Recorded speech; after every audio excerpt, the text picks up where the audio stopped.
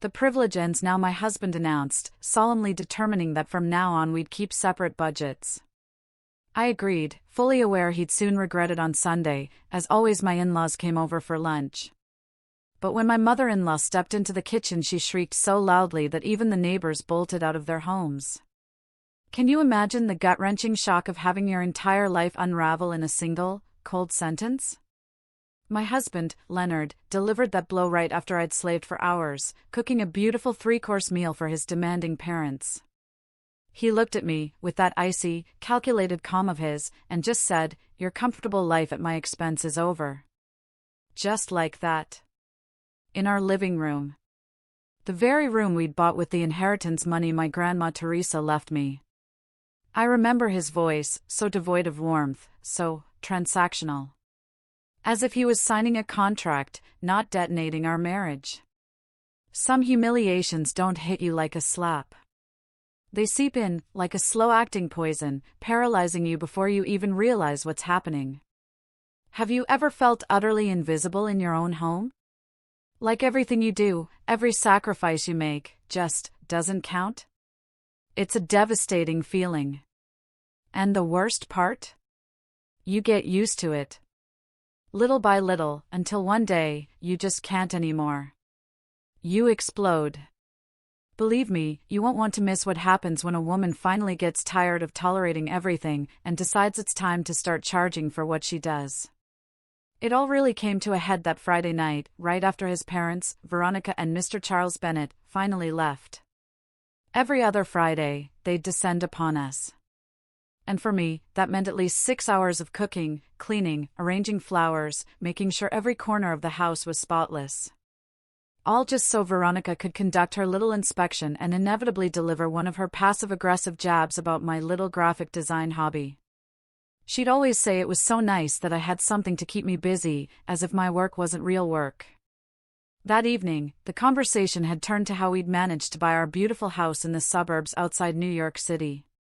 Leonard, chest puffed out with pride, went on and on about his hard work, his vision, his wise investments, conveniently omitting that most of the down payment had come directly from my inheritance. The moment the door clicked shut behind them, he turned to me. That arrogant smirk I'd always secretly despised was plastered on his face. "Sweetheart," he said, and my stomach dropped, "starting with the next payment, we'll have separate budgets. Your comfortable life at my expense is over." He said it with this calm, almost smug confidence, like someone who thought he had all the cards. He expected me to break down, to beg, to cry. But all I felt was this strange, icy chill travel down my spine. The sheer injustice of his words hit me like a revelation, a truth that had always been there, just hidden beneath the surface, and now it was blindingly clear. I was the one working until 2 a.m, tablet in hand, designing logos, editing videos, finishing freelance projects for my clients.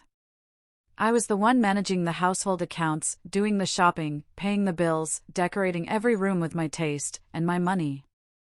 Every single Sunday, I cooked a feast for his parents, appetizers, main course, dessert, only to hear Veronica criticize the sauce or the way the meat was cooked. To them, all of that was just invisible. They saw it as my duty, something expected, never appreciated. My financial contributions, even if they were sometimes irregular, were dismissed as a whim. And my inheritance? Treated as pure luck that didn't count for anything, something Leonard conveniently chose to forget. In that agonizing moment, everything clicked. It became painfully clear, he didn't see me as his partner. He saw me as a luxury employee, a woman he was generously supporting. I remember the first time I felt that crushing sense of invisibility. It was during our very first Sunday lunch in this house. I'd spent 2 full days preparing Grandma Teresa's roasted pork recipe. I was so excited, so proud, so eager to please. When Veronica took her first bite, she just said, flatly, "It's a bit dry. Next time, let me supervise you so it turns out better." Leonard said nothing. He just lowered his head, kept eating, and gave his mother a faint, almost imperceptible, approving smile. That day, I understood every Sunday would be a test, and I was always destined to fail. My kitchen, my creative space, my refuge, had been transformed into a courtroom. I was always the accused, never allowed to defend myself. The quartz countertop I'd chosen and paid for with my own money now seemed to mock me, a silent witness to my ignored efforts and my steadily growing resentment. So, when Leonard threw that hateful phrase at me that Friday, I could see in his eyes that he was expecting a scene. His posture, the way he clenched his jaw, it all screamed that he was ready for a confrontation. He wanted my tears, my anger. The same old fight that always ended with him playing the magnanimous, powerful one, setting boundaries. I'm sure he had his whole speech prepared about financial responsibility and how it was all for our own good. He wanted to reaffirm himself as the provider, the head of the household, a role his parents had hammered into him since birth. But that night, the woman he thought he knew, the one who quietly endured criticism and tried so desperately to please everyone, was gone. Something inside me, it just shifted. It wasn't a planned decision. It was like a spark, igniting deep inside my mind. All the pain, all the years of humiliation, condensed into a single, sharp, incandescent idea. The voices in my head, the self-doubt, the justifications, they all went silent. Just absolute silence. A powerful, terrifying, exhilarating silence, full of possibility. I looked into his eyes, and for the first time in a long while, I didn't see the man I fell in love with. I saw a stranger, acting out a role his mother had written for him. And in that silence, I found my answer. To his utter shock, I smiled. It wasn't forced or sarcastic. It was real. Calm. Almost a relief. I looked up and said softly, "Excellent idea, darling. It's about time we had some financial clarity." His reaction? Almost comical. He just stared at me, mouth half open, unsure if I was serious or mocking him. He blinked several times, utterly confused. I kept my tone steady, confident. There would be no war that night, no tears. Instead, I offered him my best weapon, my composure. I picked up my tablet from the coffee table, the very same one where I spent hours working, and turned it on. The soft glow of the screen lit up my face. "Let's start," I said. "How about we make a list of shared and individual expenses? That way, everything will be ready for the next payment cycle. I want this to be fair for both of us." His confusion morphed into something close to fear. He wasn't prepared for that. For my calmness. For my efficiency. He wanted drama, but I gave him a business meeting. And within seconds, the power shifted. He didn't even notice. That night, while Leonard slept soundly beside me, I couldn't. My tablet rested on my lap, but I wasn't working for a client. I was working on something far more important, my escape plan. I made a detailed list of every single household task I did.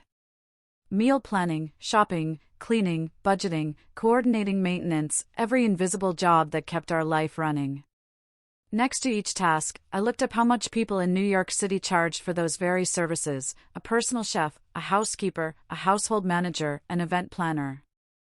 The numbers added up, one by one, until they formed a surprising, incredible total. That's when I knew exactly what I would do. My plan for Sunday lunch began to take shape. A plan both beautiful and terrifying. The clarity Leonard claimed to want was about to arrive, though absolutely not in the way he imagined. On Saturday morning, the house felt different. The air was still, heavy with a quiet tension. No clattering pots. No smell of spices. No frantic rush of me trying to make everything perfect. Leonard came downstairs, probably expecting to find me in the kitchen, maybe regretful or worried. Instead, he found me sitting on the patio sofa, a cup of coffee in my hand, my tablet on my lap. He stared silently, waiting for me to speak. I looked up and smiled calmly. "Good morning, darling," I said. "I slept wonderfully." His face was priceless. He didn't understand anything. Peace had become my new weapon, and he had no defense against it. He didn't realize that the woman he had humiliated the night before no longer existed. In her place was a strategist who had spent the night calculating the exact price of her freedom. All day, he tried to provoke me, throwing out comments about how nice it must be to enjoy my day off, as if he didn't know my weeks were filled with endless work and sleepless nights. While I was focused on one of my designs, he walked behind me and said, mockingly, "Good thing you have time for your little drawings." Each word from him dug a deeper chasm between us. In the past, phrases like that would have hurt, made me feel guilty or lazy. But now, every comment was just another line in the mental invoice I was drafting. I listened without reacting, nodding with a calm serenity that I knew was driving him absolutely crazy. And in my mind, I added an extra charge for emotional damage. He didn't realize he was no longer talking to his wife, but to a service provider about to hand him her bill. His arrogance was the fuel feeding my new determination. That afternoon, I went to the grocery store, but it wasn't the usual weekend shopping trip. There were no pork ribs for his father. No expensive wine his mother loved. No ingredients for those elaborate family feasts. This time, I walked the aisles with a completely different purpose. I bought Greek yogurt, just for me. A good salmon fillet. Avocados, blueberries, and the specialty coffee I adore. Every item I placed in the cart was a silent declaration of independence. At the checkout, I paid with my own card and felt a small, but incredibly powerful, satisfaction. It was the first time in a long while that I had bought food just for me, for my taste, my health, my needs. It was a simple gesture, but it felt like the first step toward reclaiming my space, not just in the house, but in my entire life. When I got back and started putting away my groceries, I stood for a moment, looking at the kitchen. That dream kitchen, with its veined white quartz island and stainless steel appliances, was my pride.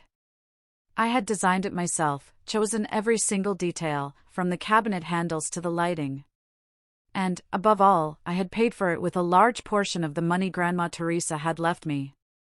I remembered what she told me the day she gave me the inheritance papers: "It's for you to build your independence, sweetheart, not anyone else's." A pang of guilt formed in my chest as I thought about how I had betrayed her wish, how I'd allowed my investment to become the stage for my own servitude. But that guilt quickly solidified into a decision as firm as steel. I would honor her memory. And that kitchen? That kitchen would become the place where my independence was reborn. As the sun set behind the buildings of New York City, doubt tried to sneak into my mind. I sat on the porch, wondering if I was being too drastic. Maybe I should talk to him. Try once more to make him understand. But then, like a ghost, last Christmas came back to me. I had spent 3 days cooking for 20 of his relatives.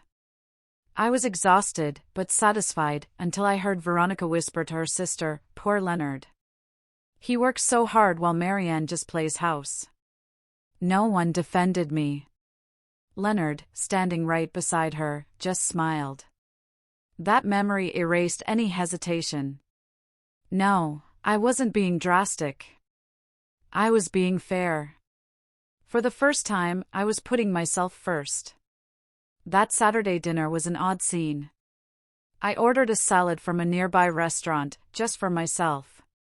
Leonard looked at me, waiting for me to offer him some, but I didn't. He quietly got up and made himself a ham and cheese sandwich with the oldest bread he could find in the pantry. We ate in heavy, suffocating silence, broken only by the clinking of silverware. He expected me to speak first, to find the quiet unbearable, and end up crying or yelling. But I savored every bite of my salad with a calm that was entirely new, tasting the flavor of my own self-assertion. He had asked for separate budgets and clear rules, and I was giving them to him, to the letter. What he didn't understand was that his attempt to control me had actually set me free. The cage he built for me had opened, and I was learning to fly again, right inside my own home. Sunday morning arrived with an eerie peace.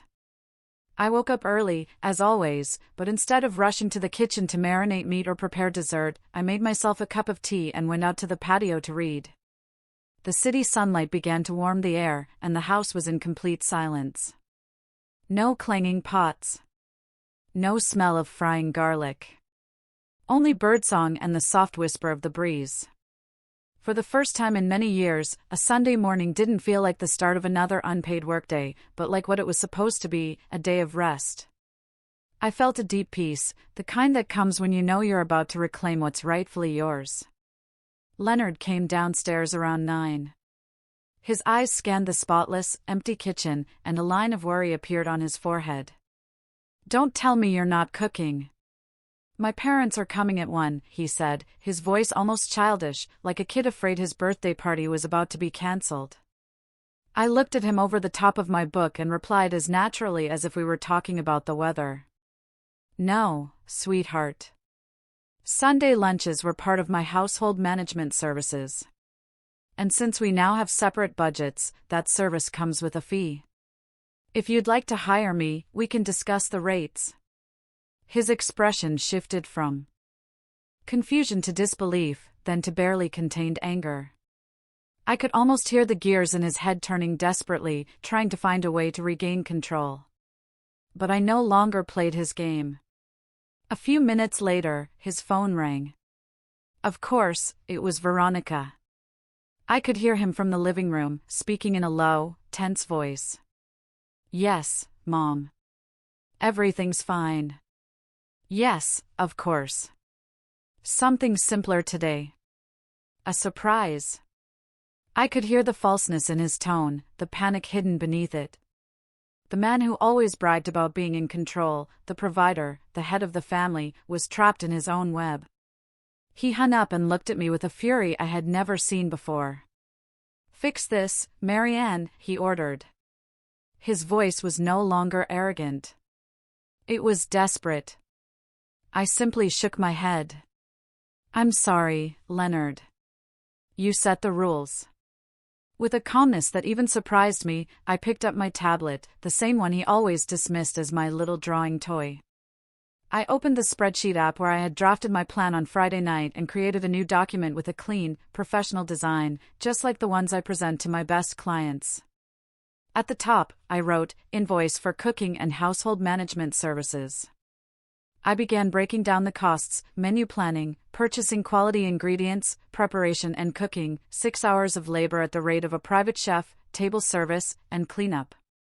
Each line had a value, based on real market prices in New York City. The total was beautiful, neat, round, and absolutely fair. My work tool had become the instrument of my own justice. When the clock struck 1, I walked to the refrigerator. I took out the salmon, avocados, and vegetables I had bought for myself. With steady movements, I began preparing my own lunch. At the same time, I grabbed a roll of labels and a marker. I opened the Greek yogurt and wrote on a label, "Property of Marianne."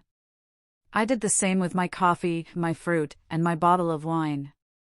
It was a small, almost absurd gesture, but one full of meaning. I was drawing a line, not only in the fridge, but in our lives. He wanted separation, and I was giving it to him in the most literal way possible.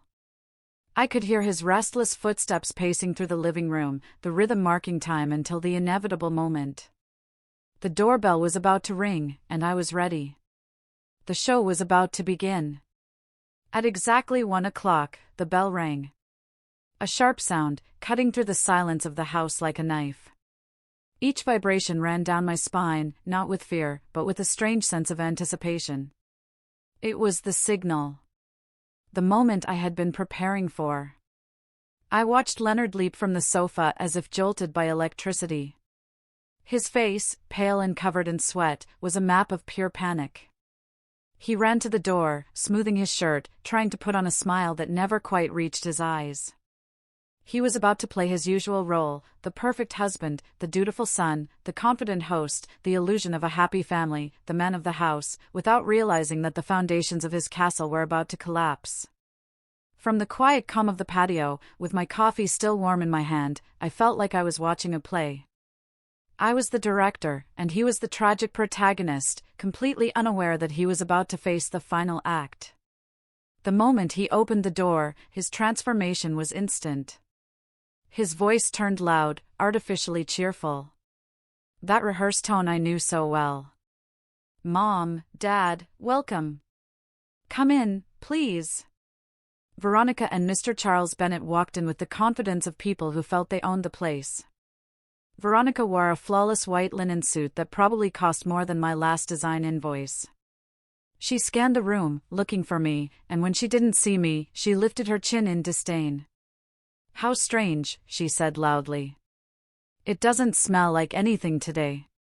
Usually, you can smell the roast pork from the entrance."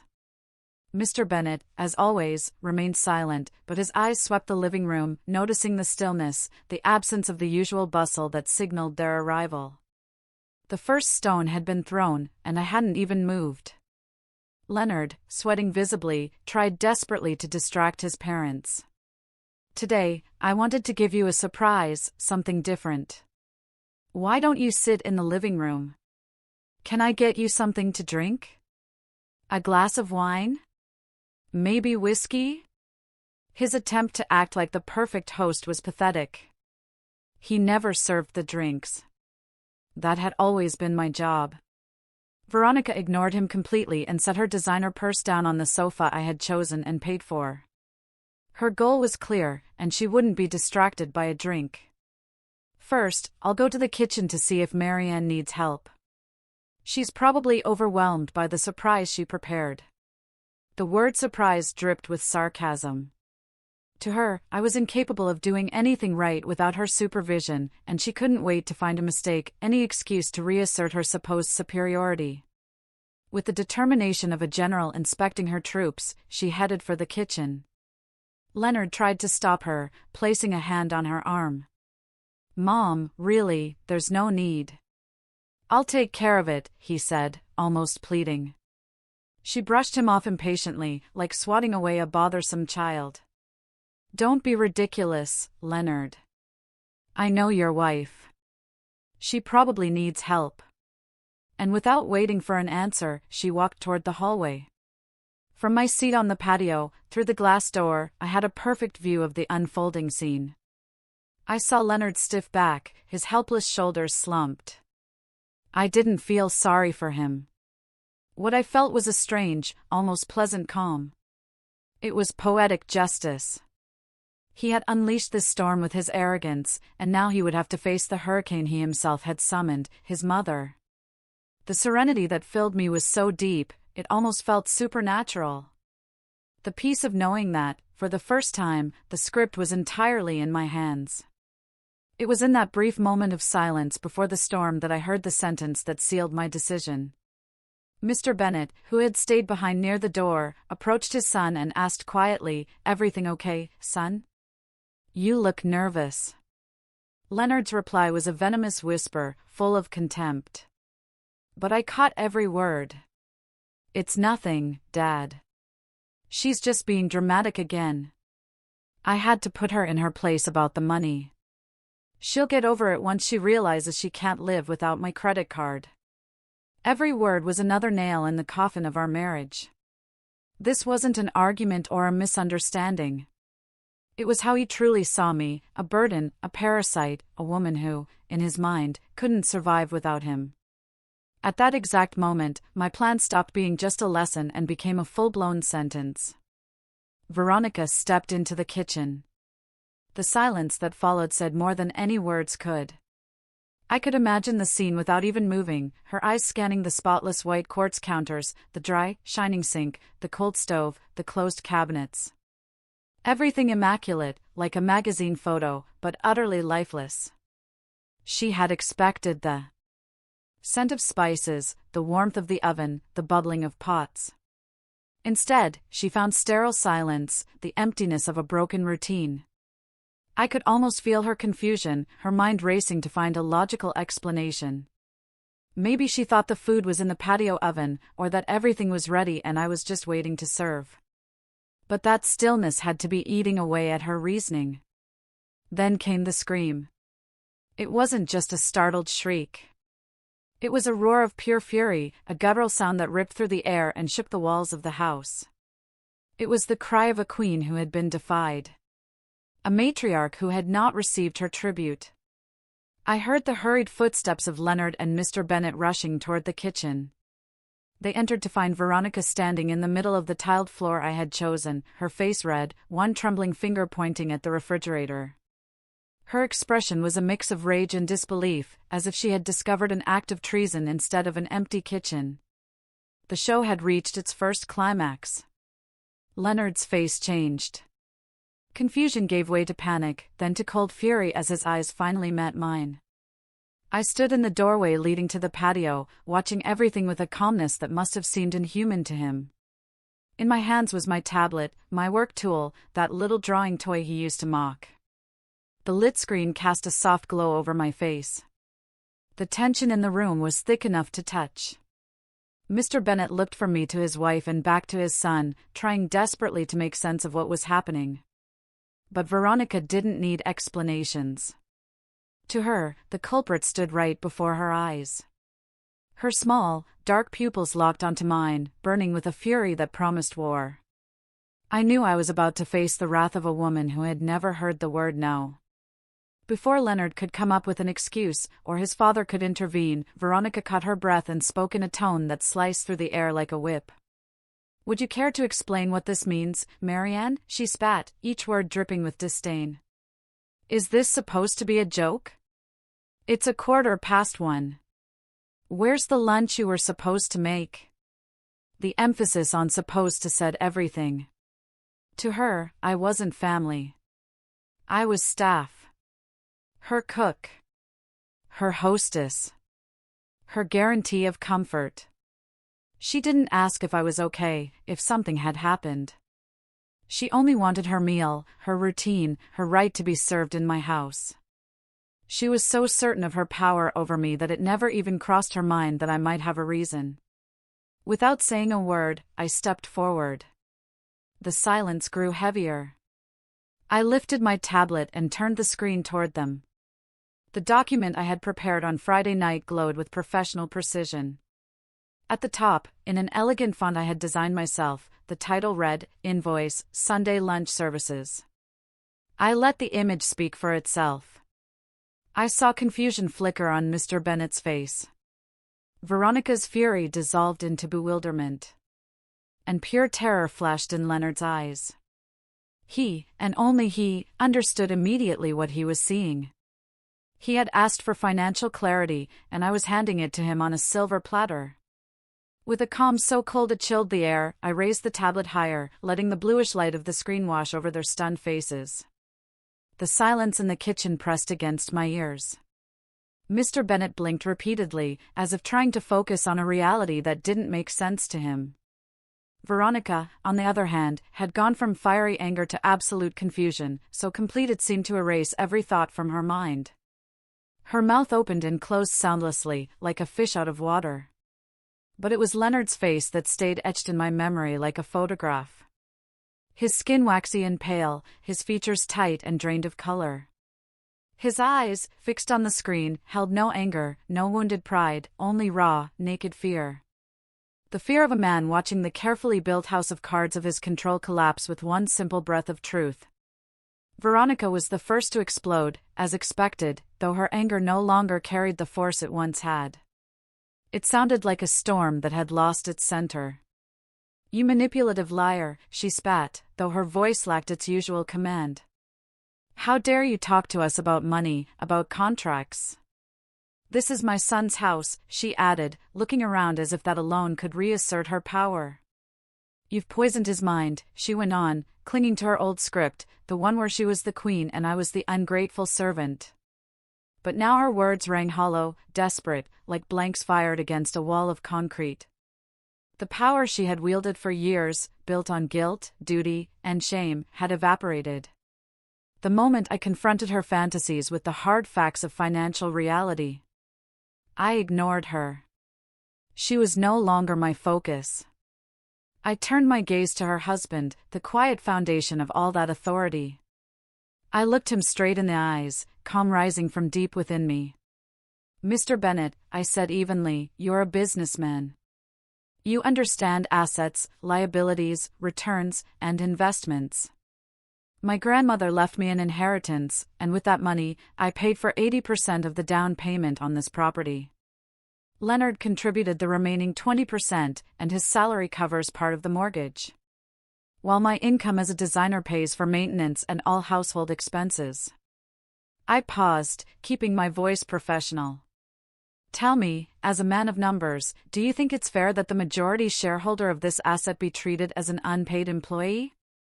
I was speaking his language. The language of tangible value. Of numbers that leave no room for debate. Mr. Bennett didn't answer right away. His eyes shifted from me to his son, and for an instant, I saw a flicker of disappointment cross his face. Then he turned toward his wife, whose expression was tight, distorted by frustration. Finally, he looked back at me. His eyes no longer held disdain, but something new, a cool assessment, almost a quiet respect. He didn't say a word, but his silence was the clearest response. In the court of logic and facts, the case was closed. It wasn't a victory for me. It was a sentence for Leonard. His father, with that silence, had just confirmed everything I'd said, and that destroyed him. I saw him deflate like the air leaving a balloon. The arrogance, the fury, the pride, all of it vanished, leaving behind only a hollow sadness. He ran a hand through his hair, avoiding my gaze and his parents'. "That's enough, Marianne," he whispered, his voice trembling, barely audible. "You won. That's what you wanted, isn't it? You won. You ruined Sunday. You ruined everything." It wasn't an apology. It was the whine of a child, blaming someone else for breaking a toy he had already smashed himself. He blamed me for revealing the truth, not realizing that he was the one who had built the lie. To Leonard, my act of independence was an act of destruction. I slowly shook my head, and a shadow of genuine sadness passed through me. "I didn't ruin anything, Leonard," I said quietly. "I just held up a mirror. What you saw in it was already broken. Long ago. The only difference is that today, I decided to stop pretending I didn't see the cracks." I walked calmly to the kitchen island and set my tablet down on the quartz counter, the same place where my plan had begun. My work tool, the one he used to belittle as my little drawing toy, now rested motionless, its purpose fulfilled. The invoice still glowed on the screen, like a digital epitaph for our marriage, exactly as it had been until that day.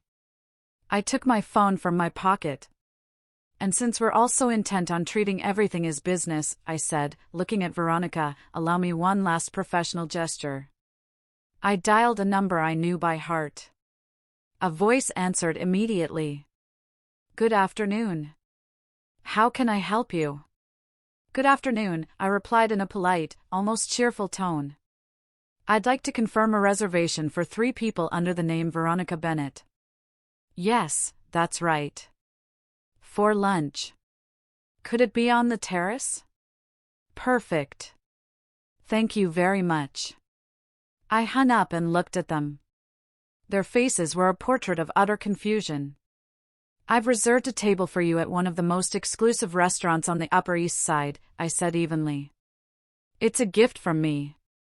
Consider it compensation for the inconvenience, and for the catering service not provided today." It wasn't a gesture of peace. It was a gesture of power. An elegant dismissal. I was offering them luxury, the same luxury they had always used to underline their superiority. But this time it came from me, not as a plea, but as a statement of hierarchy. The silence that followed was so deep I could hear the faint hum of the refrigerator. Veronica opened her mouth, but no sound came out. Mr. Bennett watched me with a complicated expression, part surprise, part faint amusement, as if recognizing a masterstroke. Leonard, on the other hand, sank further into his defeat.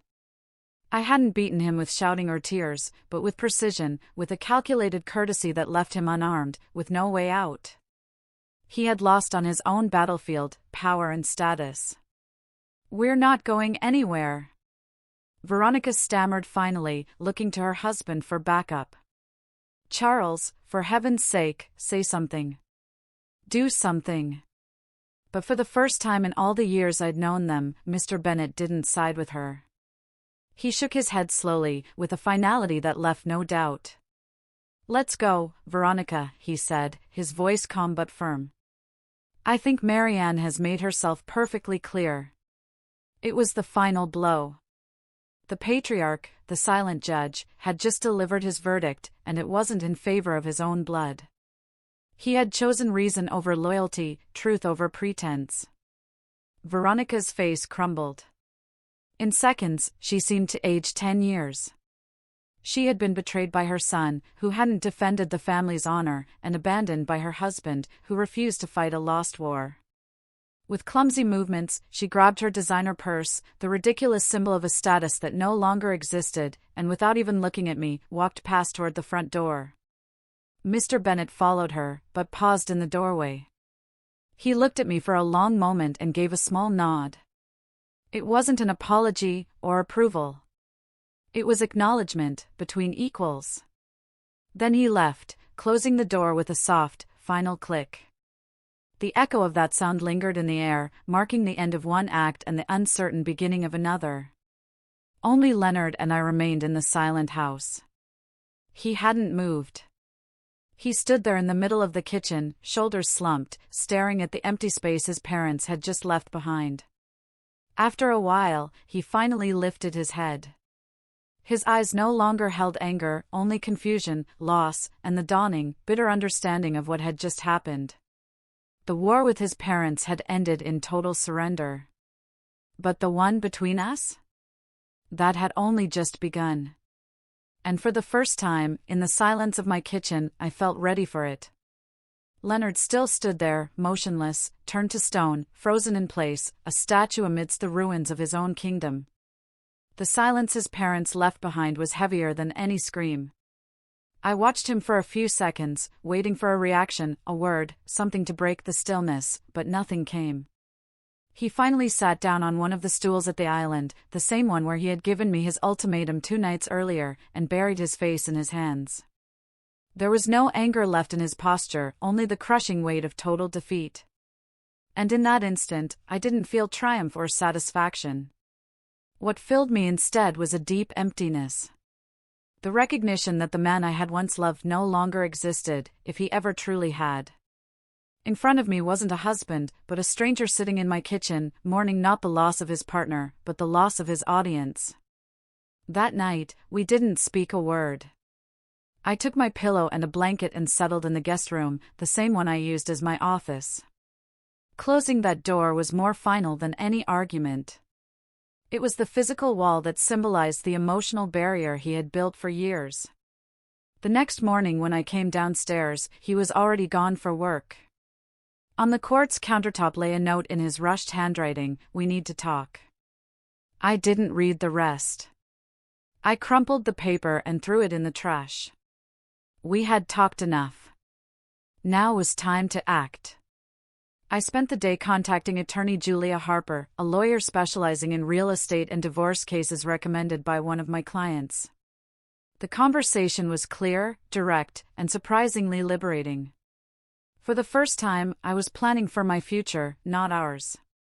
A week later, I met Leonard, not at the house, but in the neutral setting of a coffee shop. I handed him a folder. It contained a copy of the property deed, bank statements showing the transfer of my inheritance money for the down payment, and a detailed proposal for asset division. Everything was organized into clean, precise spreadsheets, as meticulous as the invoice I had once shown his mother. I watched as he read. His face turned pale. In those cold, black and white numbers, the fiction that he had been the sole provider collapsed. Every figure was a mirror reflecting a truth he could no longer deny. "Marianne, please," he whispered, looking up. "We can fix this. I promise I'll change. I'll set boundaries with my mother. I'll do anything." His promises sounded hollow. Echoes from a past that no longer had a place in my life. The relationship with his parents disintegrated in the most predictable way. Veronica tried calling me a dozen times the next day, alternating between furious voicemails and falsely conciliatory messages. I didn't answer any of them. I blocked her number, and Mr. Bennett's, too. A few days later, I received an email from him. It was brief and formal. "We regret what happened on Sunday. Leonard has explained the financial side. We hope you can resolve your matters in the best way possible." It wasn't an apology. It was a strategic withdrawal. They knew they had lost their access, their influence, their privileges. They were cutting their losses. I never heard from them again, and their absence felt like opening a window after years of breathing stale air. The fate of the house, that supposed nest of love that had become my gilded cage, was resolved with the same cold efficiency as everything else. On my lawyer's advice, I gave Leonard two options. He could buy out my share of the property, which would mean securing a mortgage for nearly 80% of its current market value, or we could sell and split the profit according to our documented contributions. Of course, he couldn't afford the first option. His salary, though decent, wasn't enough to sustain the illusion of luxury he loved to project without my capital. Reluctantly, he agreed to sell. Watching him sign the papers in front of Mr. Robert Thompson, the realtor, was the true end of our marriage. There were no tears, no shouting, only the quiet sound of a pen signing the close of a story. 2 weeks later, while I was in a client meeting, he moved out. When I returned, half the closets were empty. His personal things were gone. On the countertop, he left his keys and a note. "I'm sorry." I never knew what he was sorry for, humiliating me, destroying our marriage, or simply for being caught. Through a mutual friend, I later heard he'd moved into a small apartment near his office, functional, charmless, cramped. His comfortable life was over, but not at my expense. It had collapsed under its own weight. He wanted separate budgets and ended up with a separate life. The house sold quickly in New York City's competitive market. On closing day, I received a transfer large enough to guarantee not just security, but profound freedom. With part of that money, I rented a beautiful loft in Soho, brick walls, large windows, and warm light flooding my new space, Marianne Carter Design Studio. The rest I invested, following Grandma Teresa's advice: build your independence, not someone else's. My business began to thrive. Without Sunday lunches, without the constant pressure to seek approval that never came, my creativity took flight. I landed major clients, ambitious projects. What had once been my hobby became a solid, successful company. Now, when I sit in my studio with my tablet on my lap, I sometimes think about that white quartz kitchen, not with bitterness, but with quiet gratitude. It was the stage of my greatest humiliation, yes, but also of my liberation. These days, I cook only for pleasure. I invite friends who genuinely enjoy my food and fill my home with laughter instead of criticism. Leonard, Veronica, and Mr. Bennett are just characters in a distant story. Shadows of another life. I wish them no harm. I simply wish them nothing at all. They occupy zero space in my present. The life I have now? I designed it myself, with my own rules, my own colors, my own rhythm. Friday nights are no longer something I dread, but something I celebrate. Sometimes I order my favorite food. Other times I open a bottle of wine and work late on a project I'm passionate about, simply because I want to. I look around at this space that is entirely mine, built with my work and effort. And I finally understand what true wealth means. It's not in a huge house or a 3-course dinner. It's in the quiet peace of living by your own rules. My name no longer appears on makeshift labels inside a refrigerator. It's engraved on my studio door, on my invoices, on my project contracts, and on the contract of my happiness. That's a value no one can ever measure or take away. If I learned anything from this whirlwind, it's that your worth is not an opinion others get to debate. It's not measured by a husband's approval, a mother-in-law's praise, or anyone else's validation. It's a fact. For years, I allowed their perception of me to define my own. I let their blindness make me disappear. Their criticism convinced me I wasn't enough. I used to think that if I just tried harder, cooked better, kept the house spotless, they would finally see my worth. But the problem was never my effort.